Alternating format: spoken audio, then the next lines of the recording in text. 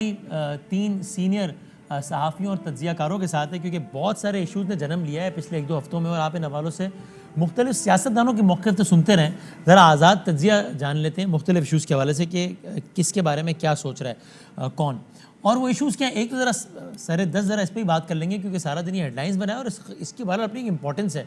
अजीब एक मुज़िका खेज़ खबर, लेकिन इसकी डेप्थ में जाएँ तो बड़ी संजीदा बल्कि रंजीदा कर देने वाली खबर है एक्चुअली ये कि मियां मोहम्मद नवाज शरीफ साहब, पाकिस्तान के साबिक वज़ीर आज़म जो कि लंदन में है और बहुत अरसे से आप सब जानते हैं, नादरा के रिकॉर्ड के मुताबिक उनको कल वैक्सीनेशन लग गई है लाहौर में कोरोना की। यानी नवाज शरीफ साहब का शनाख्ती कार्ड अगर आप डालें, अब तो वो रिकॉर्ड अपडेट हो गया है गालिबन, लेकिन वरना डालें तो वो रिकॉर्ड पर बताएगा कि जनाब ये उनको वैक्सीन लग गई है।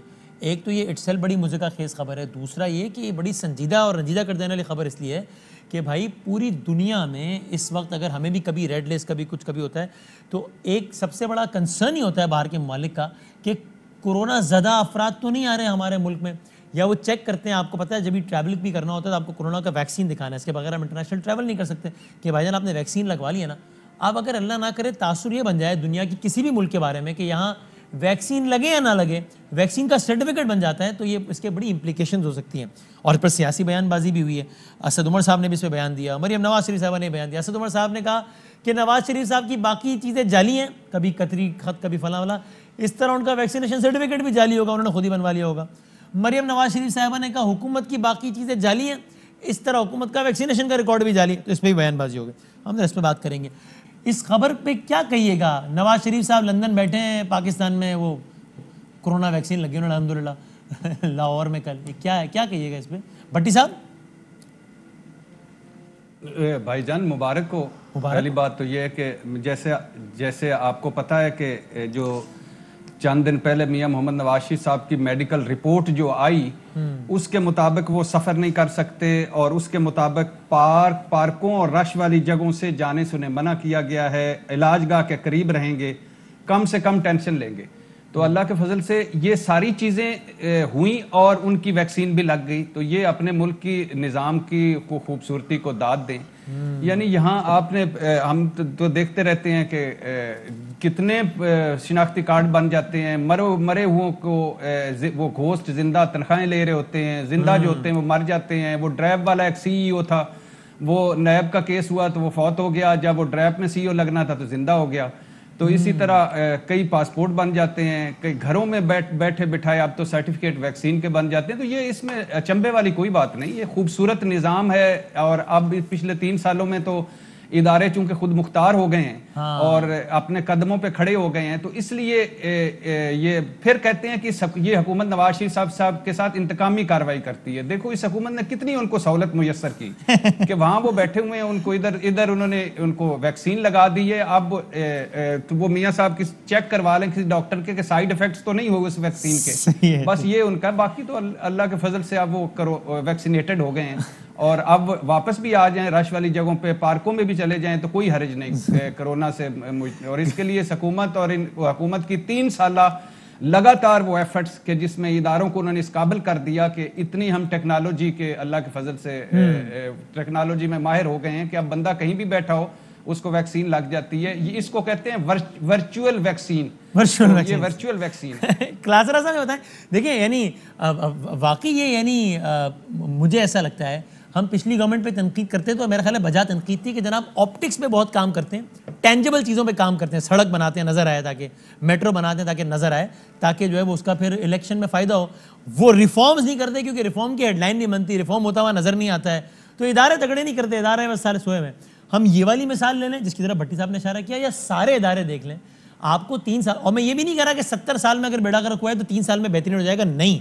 लेकिन आपको पुलिस हो या कोई भी और इदारा हो या बाबडा हो या वैक्सीन से मुताल्लिक भी, आपको गवर्नमेंट की तरफ से सीरियस एफर्ट लगी है इदारों को बेहतर करने की? नजर आई है कोई एफर्ट? ये जो यहाँ पे एक इसका हमने नारा बना लिया ना कि 70 साल की चीजें जो है ना वो 3 साल में कैसे ठीक होंगी। आपको याद हो कि इमरान खान साहब तो कहते थे कि मेरे पास फार्मूला है, मेरे पास बड़ी काबिल टीम है और हम आएंगे 100 दिनों में हम सारी चीजें ठीक कर लेंगे।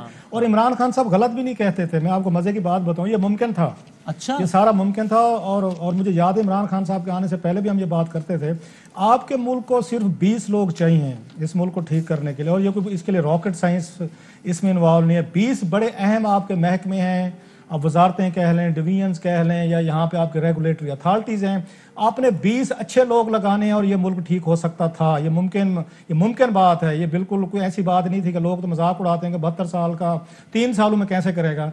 आपने 4 यहाँ पे IG लगाने थे, 4 आपने चीफ सेक्रेटरी लगाने थे, अच्छा एक प्रिंसिपल सेक्रेटरी लगाना था, कोई 3-4 अच्छे आपने यहाँ पे आके स्टेट बैंक में लगाने थे, FPR में लगाने थे, SCCP में लगाने थे, FIA में लगाने थे। ये जो मेन चीज़ें मैं आपको बता रहा हूँ, और साथ में अच्छे आपने कोई DPOs या वट कमिश्नर वगैरह आपने लगाने थे।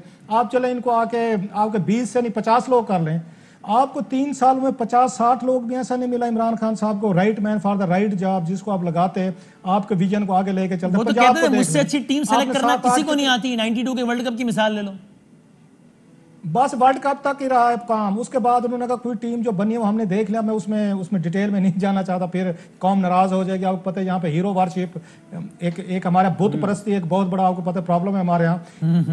एक बंदे को शख्सियत बना लेते हैं, उसके बाद हम उसको पूजा करना आगे शुरू कर देते हैं, उसकी शान में कोई ऐसी बात नहीं है। और ये हमारी कौम का मिजाज है, सदियों से ऐसा मिजाज है, रह गया तो उनकी शान में तो कोई बात नहीं हो सकती।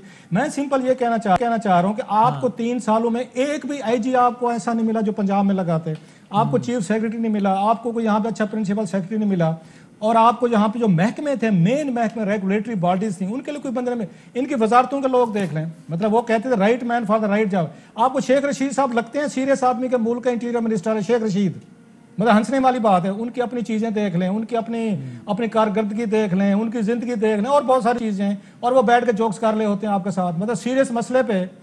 अब उनसे ज्यादा जोक्स कोई क्रिएट नहीं करता जो शेख साहब करते हैं। आजकल EVM आपकी मशीनें जो हैं उसको कौन हेड कर रहा है जनाब? वो इस वक्त आजम सवाती साहब कर रहे हैं, $1 मिलियन जेली एक उसमें नोट वो बांटते हुए पकड़े गए थे, हत्या देते हुए। मैं सिंपली आपको 2-4 चीजें बता रहा हूँ।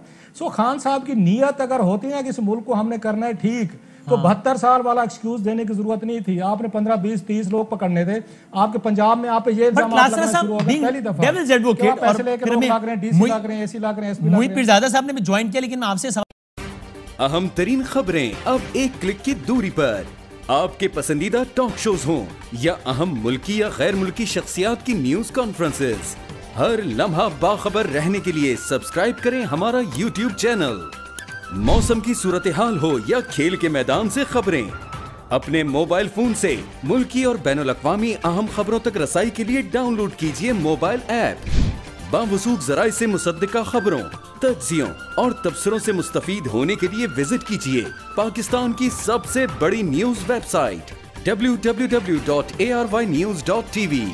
इन सब के अलावा पाकिस्तान का सबसे बड़ा फेसबुक पेज हो, सबसे बड़ा न्यूज इंस्टाग्राम अकाउंट या फिर ट्विटर, ARY न्यूज पहुंचा रहा है खबरें सबसे पहले आप तक, ताकि आप रहें हर लम्हा बाखबर।